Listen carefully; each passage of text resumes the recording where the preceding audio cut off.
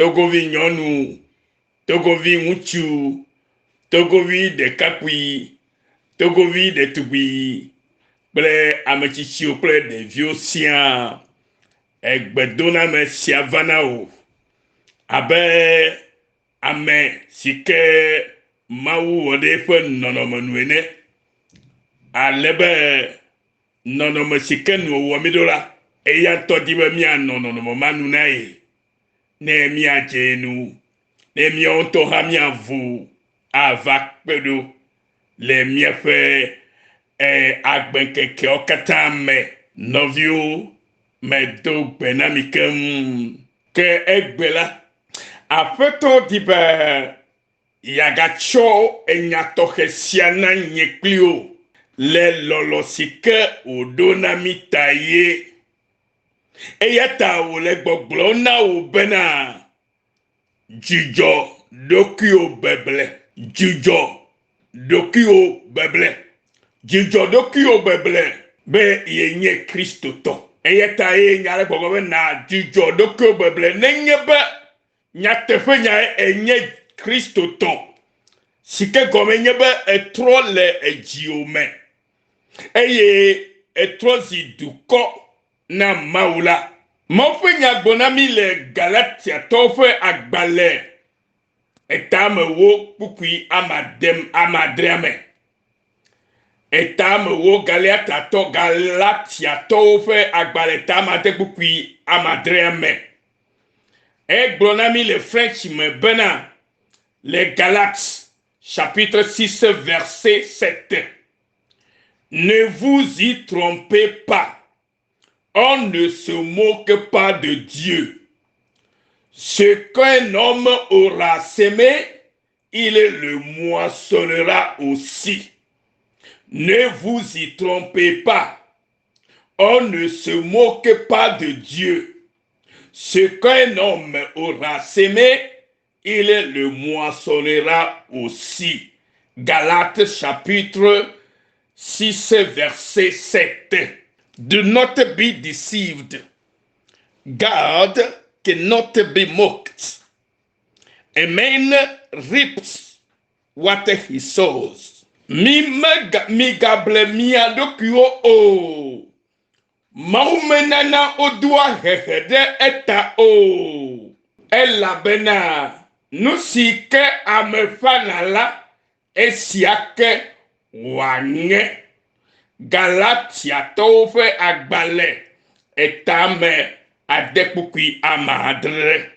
Le edzi sia me ɖe, nu ka ye apostol Paulo di be yagblɔ na Galatiatɔwo le nya sia me komo. Enya sia eka miawo hã abe amewo siwo Mawu ŋutɔ wɔ ɖe etɔ ƒe nɔnɔme nu. Eye vevietɔ míegblɔ be alo miyɔna mía ɖokuiwo be kristotɔ alo Mawu ƒe dukɔ. Aleluya. Megblɔ nɛ eye megale kpe ɖo dzi gbe sia gbe abe si ke Mawu de ɖe dzidzi na ene be togovi na dzudzɔ eɖokui beble. Elabena nenye míekpɔtɔ alo míekpɔtɔ gale mía ɖokuiwo blem la, matem de mia dzi o. Elabe mienya kote bena blela ɖeka ke le fia ɖum le xexea megbe la yenye abosam kple eƒe haɖɔlawo. Ke nenye be ewo, ke nenye be enye, ke nenye be miawo siwo yina ɖe tsetsi alo mi gblɔna be mi suna bɔ Mawu alo egblɔna be yenye kristotɔ la, gbɔgbɔ kɔkɔe le ekpete ɖe nya sia dzi nɔ egbe bena na dzudzɔ ɖokuiwo beble. Dzudzɔ ɖokuiwo beble be yenye kristotɔ. Eye enya ka ye esia be agblɔ na mi abaleke nya la le gblɔm nene o. Ele gbɔgblɔ be migable mia ɖokuiwo o. Miɖo ŋku edzi be ame aɖeke mate ŋu aflu Mawu o. nous si ame fanala eyake ongena esiayi ehia na obe na jujodokio fuflu na jujodokio beble elabena mau chiri nonomesia otongbe na ele gbogbrom bena yenye Kristo to alo yenye maufegi la ehia na obe na chiri nonomesia o togbe kata le agboume alebe magalo duna maunu o elabena mawiyala maflunamo mawiyala meblenamo mawiyala mechakanamo o ewo novinye de ewo kele dokio yombe nye Kristo to egbede de ekwesebe ye jujo edoki beblea na ekwesebe ye jujo edoki beblela ke ehia na obe na no nyatefieme ke ehia na obe na wonu sikele tefe na glonya sikele tefe na kpo nu sikenyo be na kpo na gbulo enu sike jebe ona gbulo nenemaye yo hianami be miawo ke yo miado ko be minye Kristo to la miafe jimela edola nye jime sike maula gbobe mejesi woji eyata ma wono lekia tututu de wo ejime didinu novinye nabe mauna jesi obe enye eto elabena abeleke Bibla brena mienia. But do not be deceived. God cannot be mocked. A man reaps what he sows. Whoever sows to please the flesh, from the flesh will reap destruction. Whoever sows to please the Spirit, from the Spirit he will reap eternal life. Novigne elenya sema. Bible le gbogbona ni bede. Ne vous y trompez pas. On ne se moque pas de Dieu. Ce qu'un homme aura semé, il le moissonnera aussi. Celui qui sème pour sa chair moissonnera de la chair la corruption. Mais celui qui sème pour l'esprit moissonnera de l'esprit la vie éternelle. Bokokile nous sia gomede na nyekpio kapofo yame. Be esia o nyasia o gomede ma novinye. De araten jijodokio beble egbeya. Ela bena neminye Kristo tola yeto eminye kenken. Eyata Kristo la yenye nyatefe. Kristo la ewa nu sikele tefe. Eyata lefe ngbedodo katamela ngbedodo o le tefe eyo vaname. Menye imo kwesebe edon gbede mia dometo de serfe agbenwu. Eyo nene make odon gbede mia fe dukwan abe Togo dukwan ne. Ela be mia fe jife nya fima. Bena emena nyuna mi boko mia no boko. Le de kawo wakwe novisi leleme. Le tufa fakple David lolome. Vode ekbede elenenema. Awo novinye. Ejebe na trokpo dokyo bonye bena. Enkosi kele yo yotade edokwenti zakple keli. Eye va fa konyi alo fwa kokona maubena sefe egbedodo da de nyatefe de yele nyatefia mea de le nyatefe me di Kristoa elabe Kristo pe do ono katala e basé alo ekpe doji nyanye bena wo prenye la mi kata si hweji sela mi akpo vovo va pedo eye mi akpo agbe pa agbɔsɔsɔ kple agbemavɔ le dziƒo fialuƒe alo teƒe si ke aƒetɔ ɖo na ɖe ɖo da ɖi na ame kɔkɔewo be wonenɔ tso mavɔ yi ɖe mavɔ me elabe mawu gɔme nye bena makumaku ne ele me la ne nye tɔ la wohatrɔ zi makumaku si woyɔ be agbemavɔ. Togovi le nɔvia flum ɖa mikpɔ ale si ke togovi le nɔvia tsaka ne ŋuti le vi ɖe kpɔkpɔ ɖeɖe kota la eya ta nɔvi togovi lɔlɔtɔwo Mawu tia mi be mi de gbeƒã yeƒe nyateƒe la na mi. Mawu mewɔe ko bena mia megbetɔ la yawɔ mi ɖe anyigba dzi koa miagblɔ be agbemavɔ ko ɖeɖe ko ewɔ mi be ne mi va anyigba dzi la miakpɔ dzidzɔ le anyigba ke wɔna mi kple ƒe nunana siwo katã le dzi bena miwo katã miavo ava kpe ɖo kaƒe ne ŋkeke nye ma va etsi kaka eglo be magate wɔ nu ɖeke o la ke agatrɔ yi wo wɔ la gbɔ be nanɔ agbemavɔ la me elabe agbegbɔgbɔ ke nye luʋɔ gbagbe ke Mawu tsɔ de mia me la mekuna o enɔna gbetegbe eya ta megana be wo luʋɔ ma ke nye makumaku la va trɔ zi kuku o eya ta Mawu be ame siwo ye xɔ ƒle tso yeƒe ʋu si kɔ ɖe anyi me la woawoe la nye ame siwo le anyi dome le agbemavɔ la me.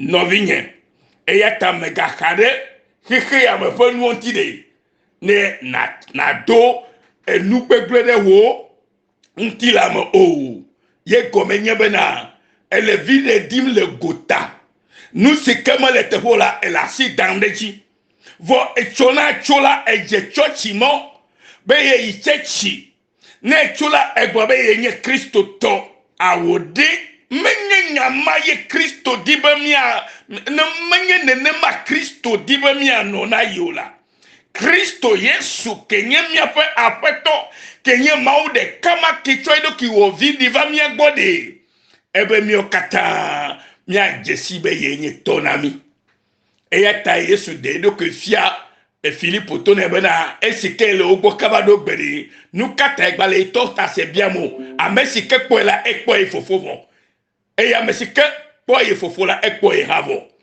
nɔvinye Mawu ɖeka koe li Mawu ɖeka ya ye luƒo nɔ be ɖe na se gɔm bena na nya bena ne efa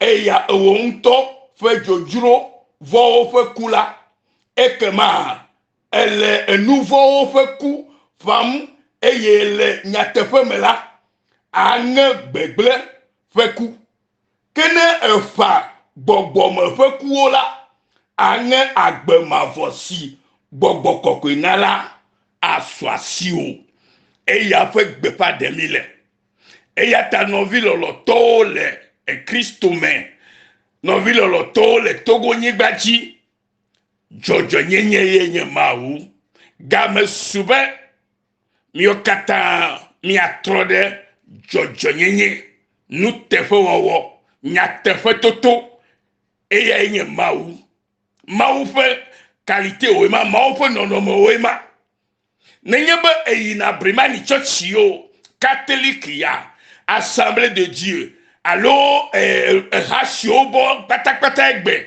ne le ɖe me yim la nɔvinye menye la ɖe o ne nye etsetsi ɖe tɔ la menye tsetsia le ɖe nugbe o ke na nye Kristo tɔ la ɖeɖe kpɔkpɔ sɔ asi o eye ame sia me ke gblɔ be ye nye Mawuvɔ la alo nye Kristo tɔ la ye subɔna Mawu si ke nye Mawuvɔvɔ la edze be aʋli dzɔdzɔnyenye ta nu si ke le teƒe ya gblɔ menye ame ŋkume kpɔkpɔ ƒe nya ye o megagblɔ be ye vie ta ye mato nyateƒe ne o megagblɔ be ɖe ye nɔ eta ye mato nyateƒe ne o megagblɔ be ɖe enya mega le ta ye mato nyateƒe ne o nu si ke le teƒe gblɔ megagblɔ be ɖe ne eya la tsɔ ega na iza ne ye de dzi le nukunukunu me ye de dzi le alakpa me la yakpɔ vi ɖe geɖe tso egbɔ ta la ye na de dzi kunukunutɔ o eya menye Kristo tɔ ƒe agbe o menye Kristo to ya nyemo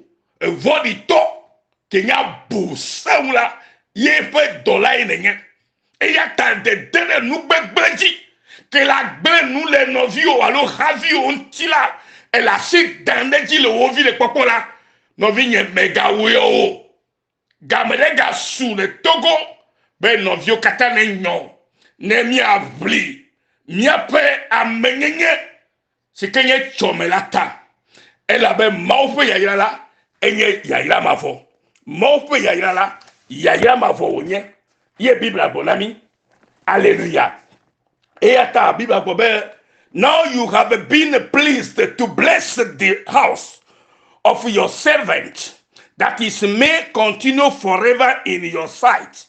For you, Lord, have blessed it, and it will be blessed forever. First Chronicles chapter 17, 27. Veille donc bénir la maison de ton serviteur, afin qu'elle subsiste à toujours devant toi. Car ce que tu bénis, ô Éternel, est béni pour l'éternité. C'est l'Éternel qui bénit pour l'éternité. Première Chronique, chapitre 17, 27. Et y a talonné la yao dans la affaire ne wanonku metegbe. Elle a bena ne oya afeto mavo ne yala. Yairala no anyi tegbe. First Chronique 14 agba gbanto tawi adepukui amewe blavovo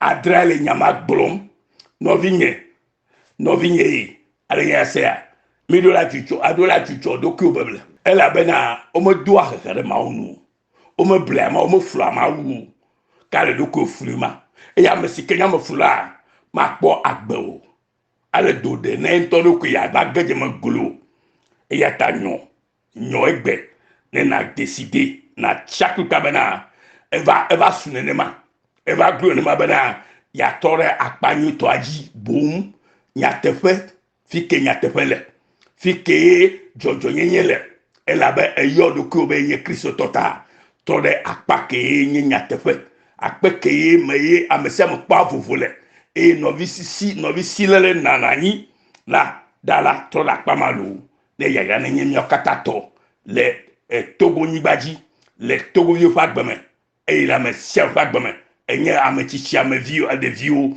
tugbeje o de tugbe o de kakpo alo me kakao mi kata mi anonu me sosomina se ne yaya sike maudongbe de mi do to se yila na sumia siva kporo kenkenkem eye mi anotu akafu mauda novi esia nyenya sike afeto gachona nyekli ogbea bena na hwe na dengwechoti ne na hwe na tosito na we feto la gbome ne fu popo na soasio le Yesu Kristo fon come akpebe se gome ne efanu nyire gbera ava chekunyira na ojiji mevi ocho oji obi ocho ma fo ma boye tobe ne ma o ya ira no anyi tegbe ne ma o ira to e fo jojo nyenye me ya e fo duko e fo subola fa fola oji me vi la fura e ya ta ejebe mi avli bena mi avio mi avive vio ocho me na nyo no ne mi atogbo me to wo la mi awe la we aso bena de mi amegbe vio pe mi avivi vio ke onya mi apetogbo vio le ona vo no ba gbe yo tola egble do me yinu nyere dani na yo eya ta yo le jijo pole ma osubomdo bena wa no ma osubonda abeleke David de viji me vio o le ma so Abraham viji me vio o trosi Kristo toto hoseme eya ira ma le ojiralu eno hajire ma le Yesu Kristo van kwame amen no vio Yesu yo fe gbenegase to True Forgiveness Mission Australia. Hallelujah. Oiro kaka. Amen.